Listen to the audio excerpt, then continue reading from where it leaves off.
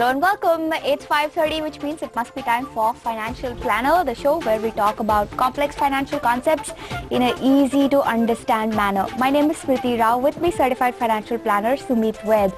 On today's show, we'll be talking about a gentleman who emailed us with his financial situation. We want to go through that email with you to give you a sense of things that he has done, which might sound familiar to you because you've done it yourself in your own life. We'll talk about what are the main takeaways and how we can avoid the mistakes that this person may or may not have committed. We'll talk about that with Sumit in just a little bit.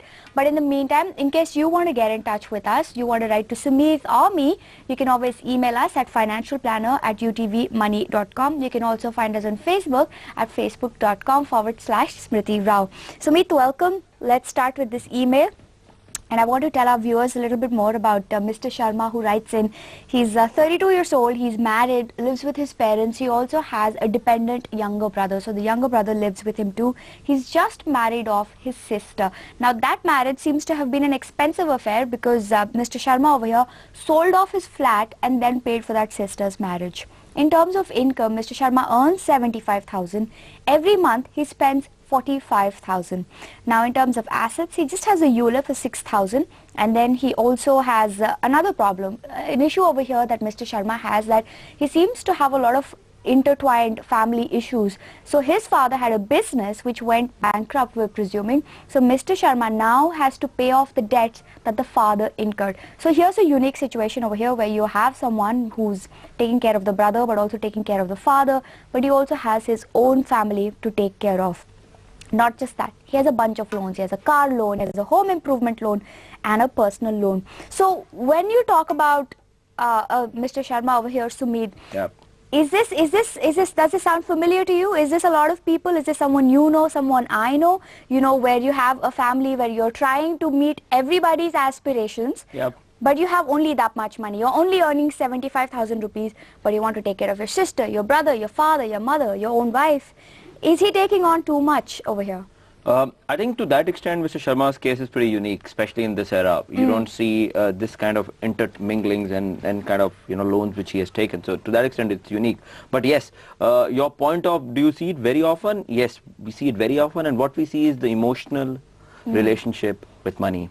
Or most of the Indian families are still pretty emotional when they look at their own internal monies and look at investments and other things. And that's where we keep advising, especially on this show, Financial Planner, that financial planning is an exercise, helps you become much more rational with your money rather than being an emotional part. So to that extent, I think all of us who are watching us, you need a financial plan because it will help you become much more rational, and you need a financial planner who's certified to help you do that part. Coming back to Mr. Sharma's case, it's a unique situation because I think many a times circumstances are not in your control and they lead you into certain things. Having said that, life is all about making choices. When you become, or when you come at a crossroad, which direction you're going to take is what life is all about, and that's what financial planning also advises. In this case, what has happened, which is slightly worrisome, is Mr. Sharma, for marrying off his sister, has sold off his house. Now that is a very, very interesting perspective, because usually we advise not to do that. Right. You should not sell off your asset, especially the primary asset in which you're staying, and go and consume that or use that particular money on a consumption purpose, something like marriage. Right. So you're saying that perhaps could have been avoided. Like if you're selling your house to fund your sister's wedding, maybe a better idea would have been if you had maybe planned it a little better, or maybe just scale down the wedding preparations, because we know that Indians like to have big weddings, or shosha hota hai, sabko dikhana chahiye. So do you think that maybe if it just said, okay, I don't have the money, I'm going to have a very small wedding, that would have been a better option?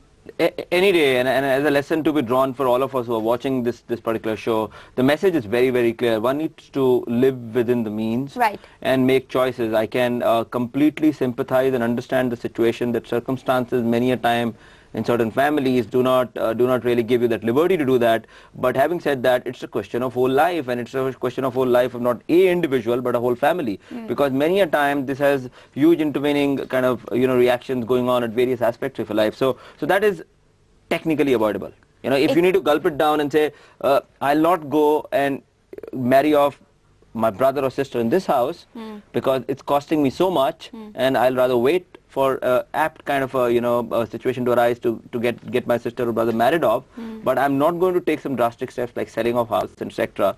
I'm going to stay with that. Idea of doing court marriages instead of selling houses, any day better. Is much better. Any day better. So which brings us to the point of selling assets to fund consumption. Over here, the consumption is of course the wedding, the big wedding that they probably had or didn't have. We don't really know what that wedding was like. But should you be selling off your one asset to fund like another thing that you want? I really want a big expensive vacation, so I will maybe sell something and go for that vacation. Is that a good way to handle your needs, your desires, and then the way that you're managing your income? I think the best way to start off is the adage, failing to plan is planning to fail, and that's where financial plan as a document for a family becomes very, very important from a direction point of view. Because what financial plan will do, Smriti, is will make you sit around and plan well in advance. So let's say somebody has to plan marriages 3 years down the line. He'll go through and see what his incomes are, what his expenses are, what are current assets. Let's say somebody was in a situation where they had 2 houses or 3 houses. They have created over a period of time. In that situation, selling an asset is not a bad idea. Sure. Because you have provided for it. It's not your primary asset. You're not taking any loan to really go and do that. In fact, that's a very prudent way of doing things. You planned for it. There was an asset created which is at a certain value. You're going to sell that asset and then go live your responsibility in form of living your dream of making sure you're doing the marriage the way you want it to be. So it's situational, and that's why financial planning is important. Right. So I want to quickly recap a lot of interesting points that you said. One is don't be emotional about your money. The number one takeaway from this particular family scenario is don't be emotional about your money. Take rational choices. B, if you have to pay for something, don't pay it via your primary asset, which in this case is the house. If you knew your sister needed to be married off in a certain period of time, you should have planned for it. So like Sumit says, planning to fail. Failing to plan, planning to fail. What is the adage that you keep using again? See, it's a very simple. If you fail to plan, you're planning to fail. Is planning to fail. There you go. So those are the 2 things that we took away from here. So basically, don't sell off your primary asset to fund some other expenses. That primary asset could be your home. Now, when we come back, we'll talk a little bit more about the father's debt. Mr. Sharma has taken on another big responsibility on himself, paying off his father's debt. The father incurred business losses. Is it Mr. Sharma's duty, obligation, responsibility to pay for those losses? We'll ask Sumit that when we come back.